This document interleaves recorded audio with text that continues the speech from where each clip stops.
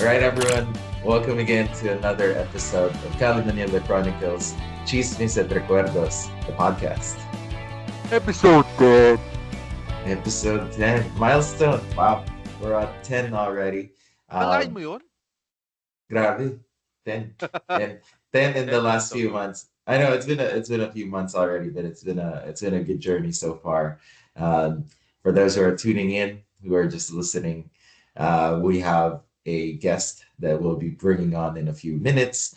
Um, he's a good friend of ours, and yeah, excited to bring him on. But for now, we're just gonna go into cheese news. Actually, since this is the 10th episode, I wanted to say thank you to our viewers and our audience viewers on Spotify and YouTube.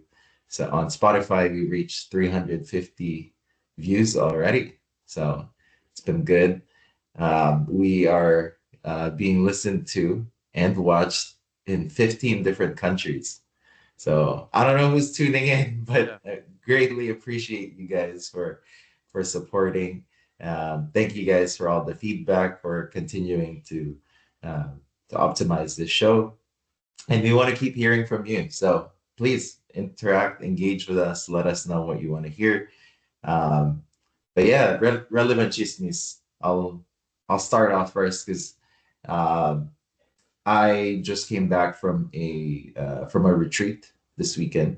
So it's like I a thought, four I day. thought, bro, I thought, bro, you're gonna say you came from DC. I came from DC. No, I did not come from DC, but I will touch on what happened in DC these last few days. But yeah, I just came back from a religious retreat uh, led by led by Ignatians, so Jesuits, like the priests who run Ateneo. But yeah, I came back from this religious retreat, 4 day retreat to disconnect, and no phones allowed during those 4 weeks. So I didn't realize how in touch I could be with myself and the world afterwards when I came back on, and just a different perspective on things, right? So when I opened my phone, and the first thing I heard was this inauguration of Trump. So the retreat ended on the day that Trump was inaugurated, and it also happened to be MLK Day, Martin Luther King Day. This was very appropriate because during the during the inauguration, there's typically like a pray over from a religious figure, and the pray over for President Trump was done by an Episcopal bishop. Um, so, bishop from the Episcopal Church. Her name is Bishop Marianne Budd, and what was interesting for me was during the pray over, she she used her platform to urge Trump to show mercy to gay, lesbian, and transgender children uh, from all political backgrounds who fear for their lives. You know, as a Catholic and as a Christian, I know that we all have different views about LGBTQ plus topics, um, and how that relates to our lives and to our family structures. But what I really liked about this was that she emphasized mercy. She emphasized being a good Yeah. friend, being a good neighbor to these people first. Like without getting too deep into it, right? Like I, some of these people didn't choose to be queer, didn't choose to be gay or lesbian. Um, but it's something that they're dealing with. And this weekend retreat, I met a lot of those people who are so deep into their faith.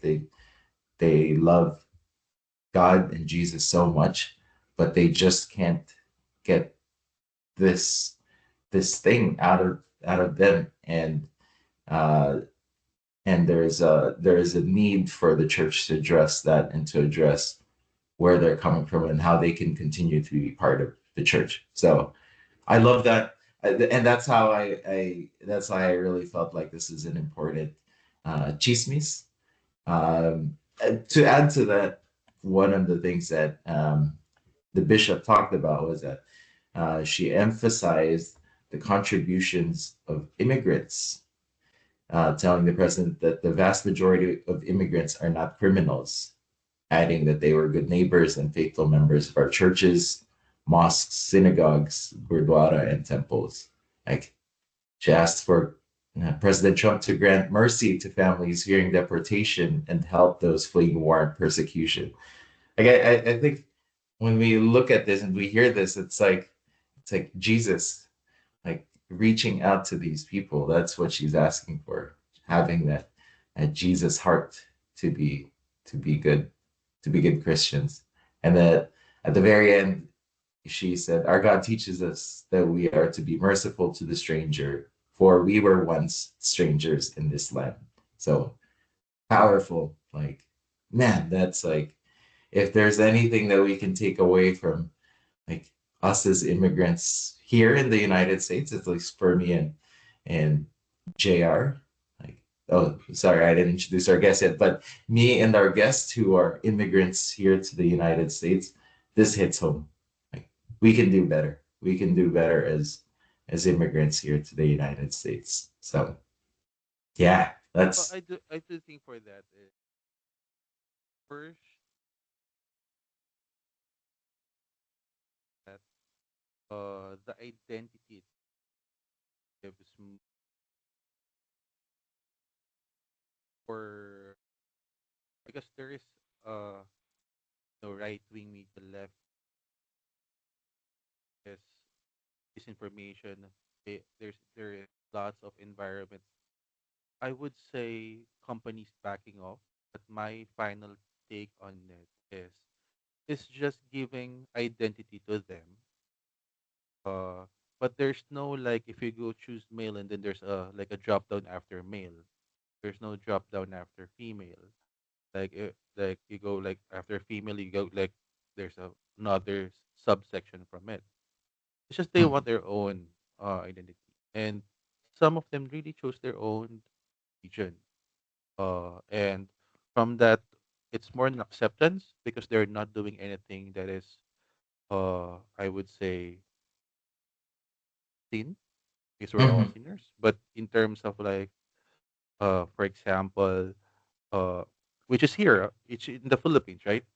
yeah, Based on your visits, I could say there are lots of gays here that mhm, really have that deep devotion, whether yeah, you're Christian, Roman Catholic, um, I wouldn't say Muslim because I'm not sure if it's allowed. I don't know. I don't know about that part, yeah, but that sense of deep devotion from their faith, and it's mhm, not giving them an excuse to be that person, right? So, and they're openly, which is really uh I would say here in Philippines, it's very open, very open, but very traditional, right? Can you do you understand me on that? Like in that sense, it's they understand that you are gay, transgender, but at the same time, uh, there is some like you can see people from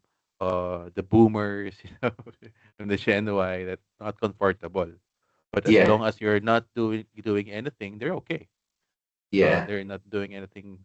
Probably it's the same as well. It's just it's too big. U.S. is too big, and it's a it's a it's a it's a something related to the Philippines. There is mhm, a tribalism, I would mhm, say. Texas has a different opinion with Massachusetts, and that's the always challenge. There's no majority for them. yeah, yeah. Agreed. Agreed. No, you hit on a good point. I think what it's coming down to here is that in the past it's just about like tolerance. It's about tolerating the LGBTQ plus community, but now what they're looking for is acceptance and a space to be seen. I think that's the difficult part, and I think that's all they're looking for, and it's not being given to them. So I think there's an opportunity here and an opportunity for both of our governments to the Philippines and for the United States to reconcile that while still maintaining like the moral values as Christian and Catholics in government. So we'll see where this all pans out. But yeah, as uh, members of the faith, I think we can do better. And for any of our listeners and viewers who feel the same, I think this is an important topic that we need to engage in, stay informed. So yeah, we'll keep you guys informed as to how this all develops too, because we need to get involved. Um, yeah, the other part, fires are still continuing. The wildfires here in Los Angeles are still continuing to rage. Um, Luckily, the ones near Pasadena, so closest to us, and in Pacific Palisades have gone down. But just yesterday, another fire broke out closer to Santa Clarita, so where Six Flags Magic Mountain is at, and it's continuing to grow. So our prayers go out to those who are affected and to the families that are still in danger right now. So if you guys know anyone around that area near Santa Clarita, send them a message, check in on them. Um, yeah, and prayers. You need a lot of prayers for safety. So my question for that is, are Yeah. there any man-made fire? Oh, that's a hard question. Because I know I will not debate on if climate change is real because oh my god if it's if someone doesn't say know that climate change climate change is not real, then okay, just go back to elementary. yeah. But for I saw some videos that trying because I saw neighbors in videos trying to stop them. So Hmm. just to probably my assumption for that is they're trying to loot. Yeah. Uh, so Yeah. that's my first assumption. That's why they're doing it, and they're trying to connect it with the fires. Yeah. I mean, I won't be surprised if that's the case, but I hate to think that the reason for these giant fires of the reason why Well, people lost their homes is the from president say that you just have to have more sprinklers. So yeah. Oh, we're not gonna touch on we're not gonna oh, engage in no, I'm that just because joking. yeah, it's uh it's already too hard of a topic, but yeah, it's crazy. But it Just is making light. possible. Even Yeah. though like there are snows in Florida, and it's and they say still the climate change is not real. Yeah. So No, it's bad. I mean, it's snowing in places that it shouldn't be snowing. And there's like, yeah, but all of it's yeah, still possible because the last time they had snow is 70 years ago. So, yeah, yeah. but It's not probably nothing's impossible, right? yeah, But I it's think just probably worse. It's just it's worse. it's bad that we're the records that we were hitting 70 years ago, we're getting every year. Yeah, That's the that's problem. the problem. Yes, that's the problem. Yeah. It's the record. It's a new record every year. But yeah, anyways, we won't touch on whether it's man-made or if it started by an electric company or what other reasons. But yeah, we're just sending our prayers to everyone and anyone who is affected and continues to be still. Um, yeah, we'd love to share any more resources that we know in the chat. So. Sean, what's happening in the Philippines? Well, the big news here is the national budget. There is some uh, I would say it's a conspiracy they have proved. Uh, some of the legislators receive a copy that the national budget, there is some sections there that there is a blank that's supposed to be there is an amount there. So it will you will not sign if there is blank there Mm-hmm. on the by chambers report.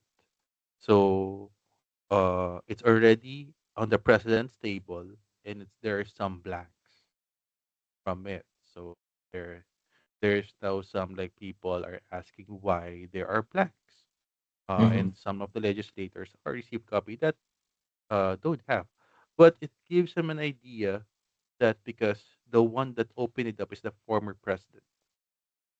And he Mm-hmm. said, "Oh, on my term, I do that as well." So it's like, "Oh, so you're doing it on your term as well." So it's just not being reported. Just now, Mm-hmm. it's being reported because uh, our health insurance agency they don't they slash their budget because Mm-hmm. they want them to use the reserve fund, which is like that's your reserve fund. So why you should use the reserve fund? Mm-hmm. So that's another case that needs to talk to, another topic too. But that's a lot because it's like it's a four, three to 4 trillion budget, peso Mm-hmm. budget, and that's a lot. And some those blanks will be tens or hundreds or billions. That's still in order to sum up the 4 trillion budget. So that's Wow. why it's a big thing. It's there's always every term there's always something going on every president's. But Yeah. if it's but right now because the surname gives you some uh idea or like the authenticity of the background of them. It's just giving you a slap in the face that you cannot do anything about it. Wow. It's just really disappointing because the the priorities are if you really try to check all all of the budgets per agency in the Philippines, Mm-hmm. the highest is still the infrastructure, which is DP infrastructure, and not the Mm-hmm. education. Yeah.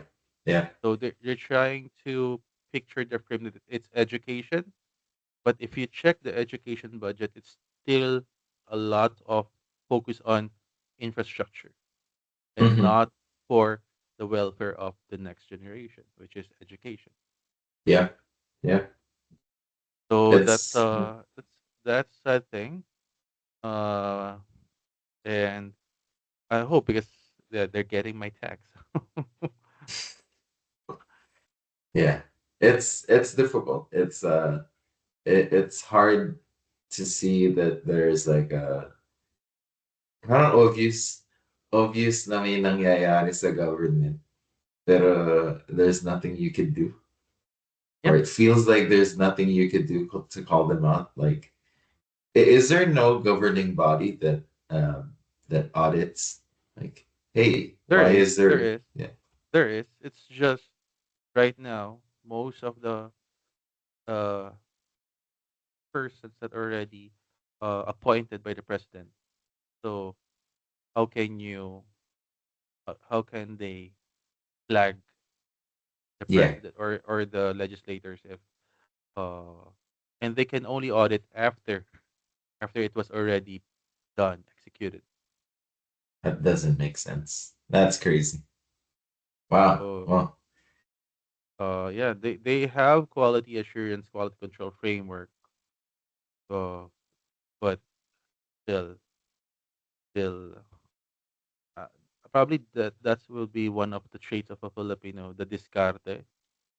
But mm, the other thing is the greed as well. When you get that power, yeah. oh my God, here it's I do think we got it from our colonizers, but it's very scary for like it's just one surname. Uh, if you check, it's only six surnames on the last 100 years. Uh, because like six, well, it's nine surnames, but six is the two surnames. Like uh, Aquino, uh, Marcos, Arroyo. Mhm. So there is a like it's a pattern. So Oh, you mean six surnames of like the president. presidents? I see. I So see. you can see people really lean towards uh, a dynasty. Yeah, So I rather love the Boston Celtics dynasty rather than a political dynasty or a Patriots dynasty. For those who are in LA, I apologize for Arvin's friends. Sorry, I do love Boston, and they're gonna win the championship this year, as long as Kristaps is healthy. But yeah, sure. that's Yes. another thing. A great transition. Great transition. Um, yeah, any other choices that you want Yeah, to talk about? yeah, Tesla's kind of big thing right now because uh it's Tesla is a direct to consumer tech automotive company, so you can really buy it directly from the prices here. It's really cheap. You can get a Tesla for a 2 million peso. So that's really cheap. From you can get a it's cheaper than the other Toyota brands. Hmm. So uh and when they launch it here in Manila, um it gives like big because it's a US brand. It's oh I mean Filipinos love the US brand. So uh but the president haven't visited it. And Hmm. the other day President Marcos visited the Tesla showroom, and he's telling them that, can you tell that you guys want to have a factory here, we're open for that. Please do. Mm. But their my opinion or take on that, it will be difficult. Because first, many companies are already backing down. Hmm. Uh, Companies from Korea, Japan, uh, on certain factories because it's too expensive, Hmm. Hmm. and the second one is it's too corrupt. Yeah, that's Expand more. What makes it a corrupt because company? in order for you to establish your business, Hmm. uh, you're gonna have permits, you're gonna have Yeah. locations, and you're gonna have people there. So you have to talk to some uh local officials, Mm, mm. and then there's the corruption takes place I see. because I see. the like it will be more charges. You get more if you want to stay longer. You have to do I don't know any arrangements, but yeah, the, first I it's see. becoming more expensive to establish business.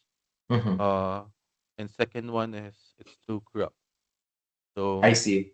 I uh, understand what you mean. So you're saying that in order to be a business person in the Philippines, you have to you have to deal with corruption, and that's the only way to survive. Yeah, I have heard that. Yeah.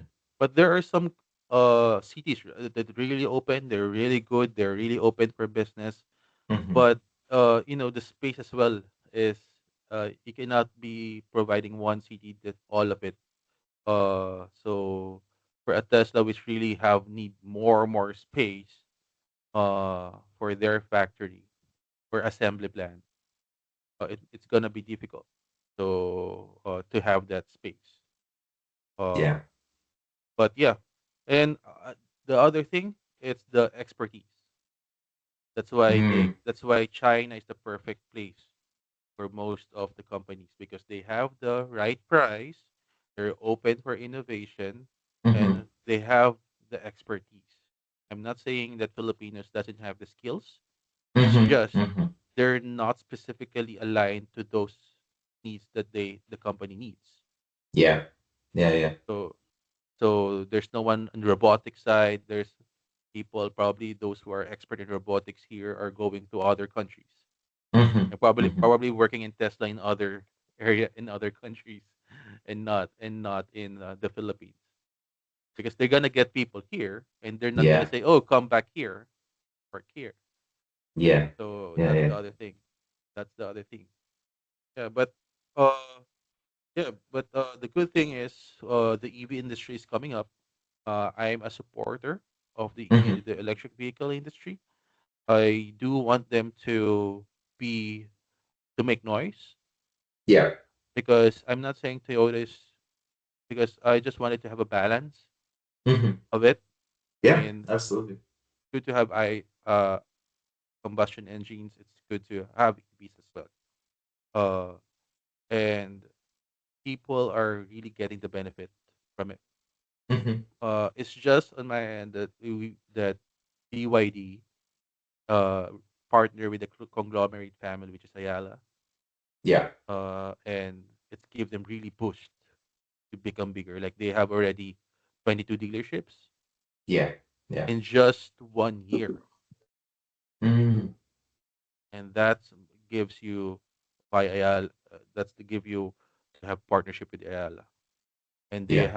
they have Glow, so they can have the EV charging infrastructure app right away. Hmm. So because they have the conglomerate money, and because they have the money, they have that they can have the operations. So and people trust the brand itself, and the Hmm. brand is the Ayala brand. Yeah. So It's that trusted. and the Asian Development Bank just gave them $100 billion loan. Wow. So just to boost the charging infrastructure. So that's another thing. But yeah, that's why I want to. Part of it is we do have a startup named FAEV, Flexible Access to Electric Vehicles. Hmm. One thing that is already a challenge here, and Filipinos is not on the. There's a very strong middle class, upper middle class, Hmm. and these middle class, upper middle class tends to move towards the brands, which is the Japanese brand, which is Toyota, Nissan, Mitsubishi, because that's pretty much the strong base. You want a reliable car, you want a Hmm. good car that will last you for 15 years, that's the perfect car. And I totally agree with that. Hmm. But at the same time, EVs, whether it's a China brand or a US brand or a Japanese brand, it's give you a sense of a different thing, which is noise pollution, air pollution, and that's giving you a new lifestyle as well. Uh, but the challenge is it's too expensive. Yeah. The cheapest here is less than 1 million, but it's only in miles, probably 120 mile range. Hmm. So it's Hmm. just really for city driving. A very small car really fits for city driving. Uh, but the perfect cars with this like 300, 250, 280 mile range going up, it's all 1.5 m and above. Yeah. So that's the perfect spot, and we want to provide different financing options. The banks and insurances are still coping up, Hmm. so you want to be the first. And because Ayala have the dealerships, the automotive, that's fine. They can take care of it. But we just want to make it more flexible for people, whether you're in the upper middle class and above or in the middle class. You have options on how you can get an EV. Uh, Mm. we have we have zero down payment. We have 10% down payment. We have the 5 year term, 8 year term. We have the insurance option with our partner, which is they are the only insurance partner in the Philippines that has an EV Hmm. insurance. So there's a towing one. They have the service partners already. We have something damages, and I would say the last one is we're launching another product. Uh, and I probably not probably share it on another time because we're launching it soon. Yeah. But it's making more ease of access to people who doesn't need ownership of it. Mm. So Nice. Nice. I think the problem here is uh the government processes is taking too long, Hmm. but they want ownership, and the Gen Z and the probably the Gen Alpha and some millennials, as long as you pay, you'll be responsible enough to take care of the car. But Yeah, they don't want to go to this agency, go to the insurance partner, go to the bank. So they want a one-stop shop, and that's us. nice, nice. Is that a Sorry, pitch? well, Are you the sharks? yeah, I guess. I mean, our listeners and our viewers are the sharks that, yeah, well, what was the name of your company again? Is it EAEV? F FAEV. FA. Yeah, What is the F stand for? flexible. Flexible access EV. So, Yeah, uh, yeah, guys, that was our first pitch of the show. In case yeah. in We case have you were two. wondering. Sorry, Arvin. There are two under Yeah. brands. First is electricvehicles.ph. That's our online resource web platform. So we offer uh all the brands that we already cater. We also bring cars from China that already need, because not all of it they can bring, because they don't have any licensed dealerships. So Mhm. we can bring it, and so some of our already licensed ones, which we do have local partners here, and it's really good. The one that I tried is Seeker, damn good. Mm, You okay. can from 0 to 100 kilometers for 3.8 seconds. Very nice. Wow. And you know what? You can they have a mic inside, so you can have your own karaoke. Made for Filipinos for sure. Love that. I love that. Love Yeah, that. Cool. Awesome. Well, yeah, if any of our viewers are interested in an electric vehicle or just want to learn more, feel free to reach out to Sean. I love this. I love that the world is moving away from the reliance on fossil fuel. Obviously, like that one's a finite resource. So yeah, we need to figure out what's next. And EVs are definitely an interesting way to move forward. So we'll move on now to the main part of the show because uh, our guest has been waiting for us for a while now. While we've been doing the chismes portion, that he's been on the whole time. So if you're on video, you can probably see him reacting and just he's been doing a great job of not talking, but we want to bring him into the fold now so he can be part of it. yeah. Our guest for today is Patrick Gumabao Jr. So I he's Patrick as well, like Sean Patrick Althea, but I call him JR. He is a performance massage therapist of 10 plus years with a passion for maximizing performance through soft tissue therapy. He has worked with athletes ranging from weekend warriors, the youth, collegiate athletes, professionals, and even Olympians and Paralympians. His last role was with the US Olympic Committee and has recently taken his talents to American football with the Los Angeles Chargers. He is a husband and father to two amazing boys, and I also have the privilege of calling him my brother in Christ. So, welcome, JR, Patrick, to the show. It's a pleasure to welcome another guest. You're our third guest now. Um, Woo! yes, Yeah, but or Thank also you. yeah, we're gonna have a JR counter. Yes, that's very common. So how that's our many first JR. JRs? I don't know, but probably Joke I mentioned it in some of his spiels. Everyone's a JR in the Filipino community.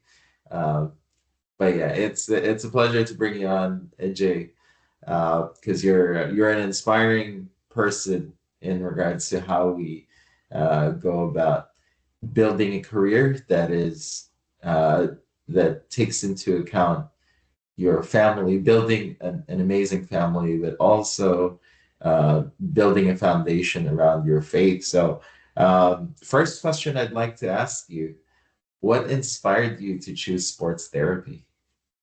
Oh man, that's a loaded question because like sa totoo lang, when I was in the Philippines, I went to University of Perpetual Help, Las Piñas, and I was Oh, you're actually Las Yeah, Piñas? taga Pinas ako.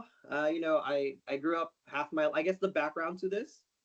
I grew up in the Philippines. I was born in the States, grew up in the Philippines, and back in the States. That's the background. 9 and 9, then the rest here. Pero yun nga, like I wanted to be a lawyer. I actually wanted to be a lawyer, and I realized in the Philippines it's not fun. It's not fun sometimes being a lawyer. So, You're gonna the cry. typical Asian family, my Lola was like, do you know about physical therapy? I'm like, oh.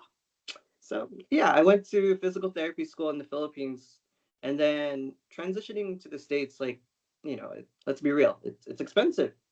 Schooling here is expensive. I didn't know the right route, how to get to my destination, and I didn't have that guidance, to be blunt. But I made it work, and that's how I got into sports therapy. It's like finding, like, gusto ko pa rin like to stay within sport. Basketball is my passion, of course, right? The Philippines, and being a massage therapist or was like not really the idea. Like I got a degree in sports and rehab therapy, and then it became an add-on. It's like, oh, okay, I guess we're gonna stick with it. And so, I mean, yeah, being at this for 12 plus years now, it's crazy. And then it's been taking me to different places and working with different people. So yun nga, like from a lawyer, dreaming to be a lawyer, to now a soft tissue therapist. That's amazing. Do you have any dream clients as to Yeah, I you mean, name can name. work on? Yeah. The best one. the best one, ako, kung pwede lang, syempre kung buhay pa yung tao, si Kobe, di ba? Yes. Pero like at this time, like working at that peak of a level with the USOPC was great. Like, because at the end of the day, people are just people. Like, there's no dream client. Pero syempre, kung dream team, I mean, why not Lakers, di ba? I mean, kung pwede lang, why not? Yeah, Who shout who out who Lakers. who's I know, current? I had to throw Who that in there because you had your Boston thing going on. who is the very known client you have current? I don't think he's allowed to disclose, Sean. Oh Oh yeah, no you're no. no. Hello. Yeah, we can hear you Okay now. na. Yeah. Are you open to disclose any clients that you already Un- uh Unfortunately, fortunately hindi not? pwede. Pero, Okay. I mean, I could drop like teams like NFL, like Seahawks, or like, I mean, obviously my background with the contract with the Chargers, and so different variety of, like, players, like How appreciate art. about the sorry about the US Olympic Committee? Yeah. Is there a specific sports that you support or provide, So or yun it's yung, the I guess, whole yeah, it was the whole, like yung, I guess, like in the Philippines it would be like the Philippine Olympic Committee, committee? POC. Yeah. So nung nag-work ako sa USOPC, ang role ko sa San Diego. So Mm. that's like 2.5 hours one way on a good day na drive. And yeah, we're the site there, that so we have USA Rugby, men's, women's, sevens, archery, men's, women's, track and field, and para track and field. Um, yeah, there was just variety of sports. So whoever had like national or senior level, like, tier, I guess, because like that's how they base everything, is a tier system. Yun, pwede sila pumunta doon, magta-train sila doon, kakain or whatever, and then it's like a one-stop shop. So So they that's have like a building for the Olympic Committee, like yeah, like for in the Philippines, there's Ultra where all of the athletes are there. yep. Uh, so it's the same. It's the same in US. Yeah, sa Team USA, there's three locations. Isa sa San Diego, isa sa Colorado Springs, and winter sports sa New York, Lake Placid. So I think that's northern New York, if I'm not mistaken. So, Yeah. but yeah, like three different sites. So like each site supposedly is like their own setting. Like San Diego, pang summer outdoor sports. Tapos Colorado Springs is like the main hub where pretty much they have all the bells and whistles. So yeah, like Yun yung magandang setup nila. That's amazes me about US, like the sports. It's really like they all have it. They all have it, and you guys have it. Sorry, you guys have it, Yeah. Yeah. and No, I and think it really amazes me how everyone is competitive. Yeah. Yeah. no, Yeah. for sure. I think it's a Dun ako. commitment to seeing this like sports is not just a hobby, right? Yeah. Sports is about and uh it's a setting an example. It's a showcase of what people can do. Like obviously we have the people who are smart, who are building rockets and spaceships. And then on the sports side, there's people who can showcase what the human body can do. And it's Yeah. it's really cool. Hi again, everyone. Due to the length of this recording, we're going to be cutting off our conversation right here. But join us again in episode 11, and we're going to continue our conversation with Patrick Gumabao Jr. See you there.